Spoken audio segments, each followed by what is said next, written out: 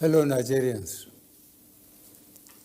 it has become necessary for me to address you, having heard from many concerned Nigerians and having concluded a meeting with all the security chiefs. I must warn those who have hijacked and misdirected the initial, genuine and well-intended protest of some of our youth in parts of the country against the excesses of some members of the now disbanded Special Anti-Robbery Squad, SARS. On Monday, 12th October, I acknowledged the genuine concerns and agitations of members of the public regarding the excessive use of force by some members of SARS. The choice to demonstrate peacefully is a fundamental right of citizens as enshrined in Section 40 of our Constitution and other enactments. But this right to protest also imposes on the demonstrators the responsibility to respect the rights of other citizens and the necessity to operate within the law. As a democratic government, we listened to and carefully evaluated the 5-point demands of the protesters. And having accepted them, we immediately scrapped SARS and put measures in place to address the other demands of our youth. On approving the termination of SARS, I already made it clear that it was in line with our commitment to the implementation of extensive police reforms. Sadly, the promptness with which we have acted seemed to have been misconstrued as a sign of weakness and twisted by some for their selfish, unpatriotic interests. The result of this is clear to all observers. Human lives have been lost, acts of sexual violence have been reported, 2 major correctional facilities were attacked and convicts freed, public and private properties completely destroyed or vandalized, the sanctity of the palace of a peacemaker, the Oba of Lagos, has been violated. So-called protesters have invaded an international airport and in the process disrupted the travel plans of fellow Nigerians and our visitors. All this executed in the name of the End SARS protests. I am indeed deeply pained that innocent lives have been lost. These tragedies are uncalled for and unnecessary. Certainly, there is no way whatsoever to connect these bad acts to legitimate expression of grievance of the youth of our country. The spreading of deliberate falsehood and misinformation through the social media in particular, that this government is oblivious to the pains and plight of the citizens is a ploy to mislead the unwary within and outside Nigeria into unfair judgment and disruptive behavior. On the contrary, both our deeds and words have shown how committed this administration has been to the well-being and welfare of citizens, even with the steadily dwindling revenues and the added responsibilities and restrictions due to the coronavirus pandemic. Government has put in place measures and initiatives principally targeted at youth, women, and the most vulnerable groups in our society. These included our broad plan to lift 100 million Nigerians out of poverty in the next 10 years.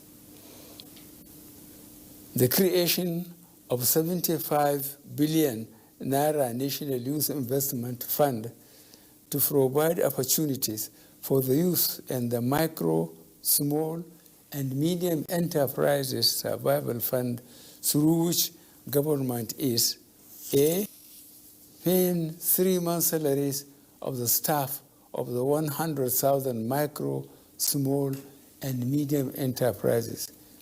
B, paying for the registration of 250,000 businesses at the Corporate Affairs Commission.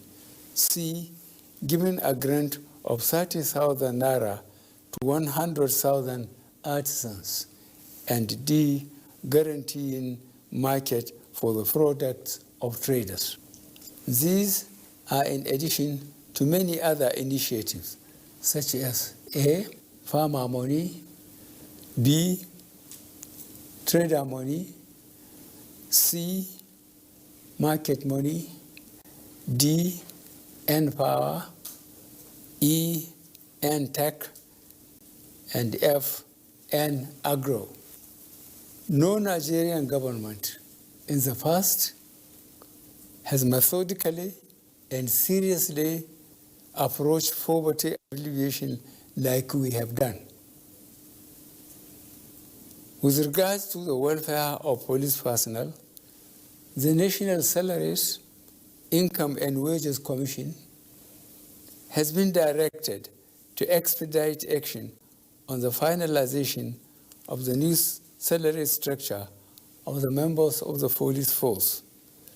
The emoluments of other paramilitary services are also being reviewed upwards.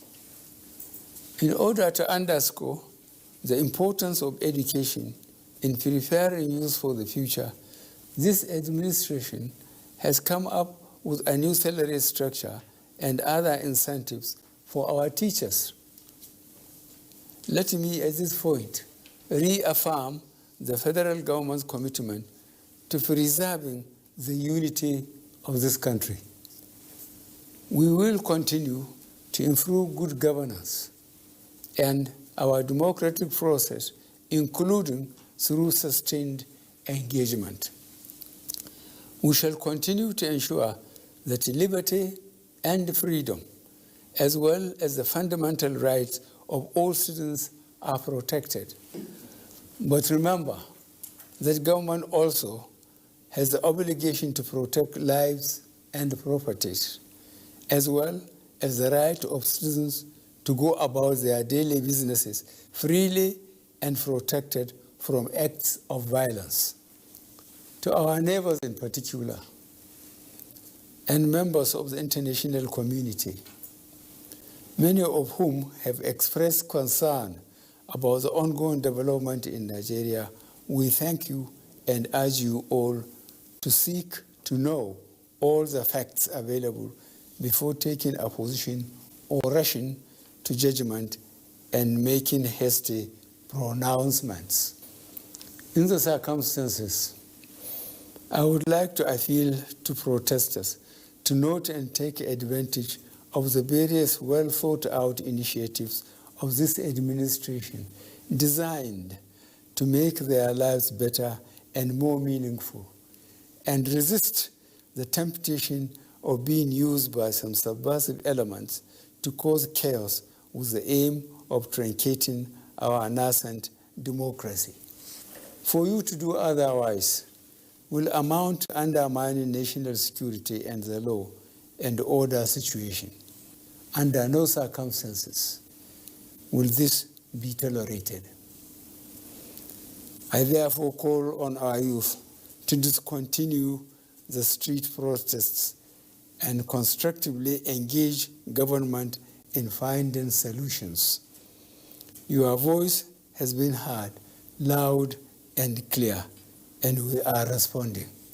And I call on all Nigerians to go about their normal businesses and to enjoin security agencies to protect lives, and properties of all law-abiding citizens without doing harm to those they are meant to protect. Let me pay tribute to officers of the Nigeria Police Force who have tragically lost their lives in the line of duty. I would like to thank those state governors, traditional and religious leaders who have appealed for calm and restraint. I also thank youth leaders who have restrained their followers from taking the law into their hands. This government respects and will continue to respect all the democratic rights and civil liberties of the people, but it will not allow anybody or groups to disrupt the peace of our nation. Thank you all.